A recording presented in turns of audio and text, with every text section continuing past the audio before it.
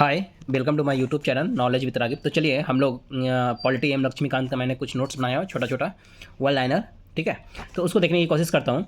Election commission देखता हूँ सबसे पहले। ठीक है, इलेक्शन कमीशन तो उसमें क्या होता है, सबसे पहले कि प्रेसिडेंट जो होता है इसको चुनता है। ठीक है, अपॉइंट करता है, जिसमें आपको चीफ जो होता है, चीफ इलेक्शन कमिश्नर और दो अदर मेंबर होते हैं। इसमें भी बहुत सा कंडीशन हुआ था, आया फिर हटा, फिर आया फिर हटा।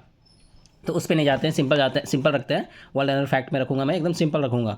ठीक है, तो इलेक्शन कमिश्नर जो है, इलेक्शन कमीशन जो है, इसमें क्या होता है, प्रेसिडेंट अपॉइंट करता है, चीफ एक चीफ होता है और उसमें और दो अदर मेंबर होते हैं। ठीक है, तो चीफ इलेक्शन कमिश्नर हो गया, दो अदर मेंबर होते हैं। और ये जो होता है परमानेंट बॉडी है। ठीक है, इंडिपेंडेंट बॉडी है ये। ठीक है, आर्टिकल 324 अपना इंडियन कॉन्स्टिट्यूशन जो है उसमें, इंडियन कॉन्स्टिट्यूशन में आपका आर्टिकल 324 है, जो किस चीज़ के लिए, इलेक्शन कमीशन को डिफाइन करता है, उसके लिए स्टेट करता है। और स्टेट लेजिस्लेचर्स जैसे इलेक्शंस जो होते हैं, स्टेट लेजिस्लेचर इलेक्शन जैसे विधानसभा, विधान परिषद, पार्लियामेंट वगैरह, ये सारे इलेक्शन कौन देखता है, वो इलेक्शन कमीशन देखता है। जैसे पंचायत वगैरह होता है, म्यूनसिपलिटी, वो सब स्टेट वाला देखता है, स्टेट के अंदर आते हैं वो। और आपका ये जो है 61 अमेंडमेंट से क्या हुआ था कि 21 से 18 एज कर दिया गया था। ठीक है, तो इसी वजह से क्या हुआ कि दो अदर मेंबर को डाला गया ताकि लोग ज़्यादा इन्वॉल्व हो रहे हैं ना, समझ में आ रहा।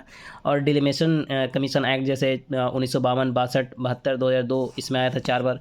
फिर आपका इलेक्शन कमीशन हो गया, और जो रीजनल कमीशन होता है, ठीक है, रीजनल कमीशन भी बनाया गया था इसके सपोर्ट के लिए। ठीक है, तो रीजनल कमीशन जो है, देख सकते हैं आप, रीजनल कमीशन, तो उसके उस रिलीजन मतलब रीजनल मतलब आप उसमें उसको भी क्या होता है कि एक्चुअली प्रेसिडेंट ही अपॉइंट करता है, लेकिन उसमें होता है कि कंसल्ट करके करता है इलेक्शन कमीशन से। तो इलेक्शन कमीशन में जो है उससे कंसल्ट करके करता है, और हटाता भी जो है इलेक्शन कमीशन या रीजनल कमिश्नर में जो मेंबर हैं उसको जो हटाता भी है, तो यही हटाता है एक्चुअली। और ये जो सिस्टम हटाने का है, वो क्या होता है ना कि जो भी मेंबर है इलेक्शन कमीशन में, जो दो अदर मेंबर या रीजनल कमीशन में जो मेंबर हैं, तो उसको हटाने के लिए चीफ इलेक्शन कमीशन के रिकमेंडेशन पे उसको हटाया जाता है। समझ में आया।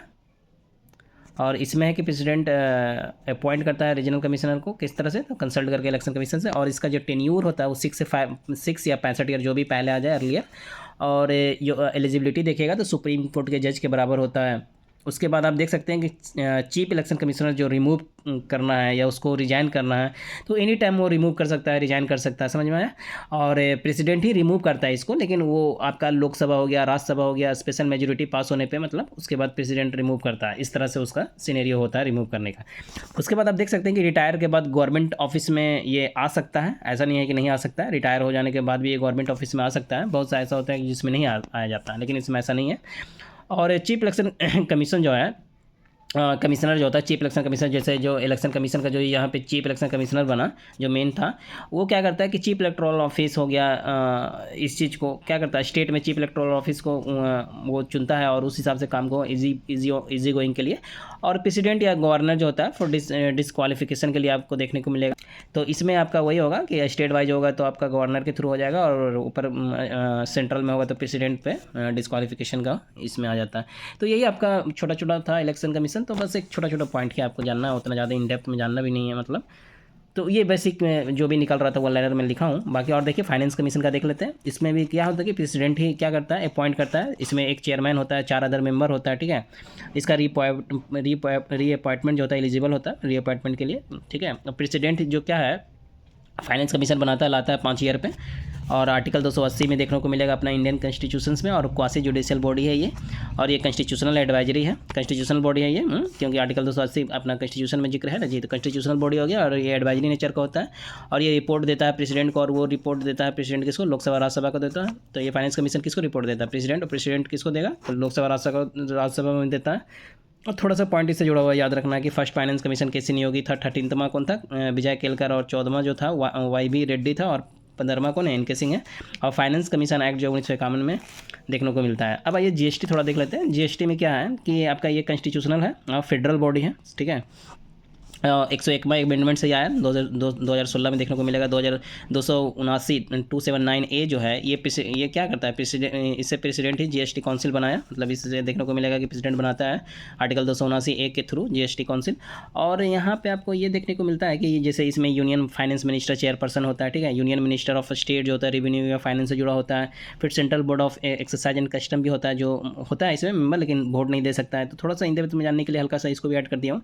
और बाकी आप देख सकते हैं हैं कि यहाँ पे क्या है, जीएसटी कंपनसेशन जो है टू स्टेट एक्ट के लिए, वो आपको 2017 है आई थिंक ना, 2017 से देखने को मिलता है। उसके बाद आप देखिए कि जैसे कुछ अलग भी है, जैसे हिमाचल प्रदेश, उत्तराखंड, नॉर्थ ईस्ट वाला या जम्मू एंड कश्मीर, उसमें थोड़ा सा उसका अपना अलग थोड़ा प्रोविज़न मिला हुआ है, ठीक है, थोड़ा सा प्रेफरेंस उसके लिए अलग दिया गया है। उसके बाद आप देख सकते हैं कि इसमें वाइस चेयरपर्सन भी होता है, स्टेट के मिनिस्टर के थ्रू होता है, तो खैर ठीक है, मतलब इसको भी इंक्लूड कर सकते थे, लेकिन छोटा छोटा एक पॉइंट ही खाली जानना है, हल्का हल्का छोटा छोटा। अब देखिए यहाँ पे स्टेट, जैसे स्टेट से कितने मेंबर होते हैं, तो 2/3 मेंबर स्टेट से होगा देखने को मिलेगा, सेंटर से 1/3 मेंबर जो होता है देखने को मिलता है, लोग वोट करते हैं अपना। और यहाँ पे जो मीटिंग होता है या क्वेरम बोल सकते हैं, उसके लिए हाफ मेंबर नीड है, तभी मीटिंग या क्वेरम होगा। और डिसीजन लेने के लिए क्या होना चाहिए कि जितना वोट है उसका 1/3 वोट जो है मिलना चाहिए, तो वो फिर डिसीजन मेकर के लिए वो चीज़ माना जाएगा। इस तरह से आपका जीएसटी भी ख़त्म होता है। उसके बाद अपन देख लेते हैं सबऑर्डिनेट से पहले थोड़ा सा छोटा छोटा देख लेते हैं ना। चलिए सबऑर्डिनेट देख लेते हैं, बड़ा चैप्टर ये थोड़ा, ठीक है। सबऑर्डिनेट कोड देखते हैं हम लोग। अब सबऑर्डिनेट कोड में आपका क्या है, तो सबऑर्डिनेट मैं नेक्स्ट लेक्चर में डाल देता हूँ, ठीक है, फिर बड़ा हो जाएगा।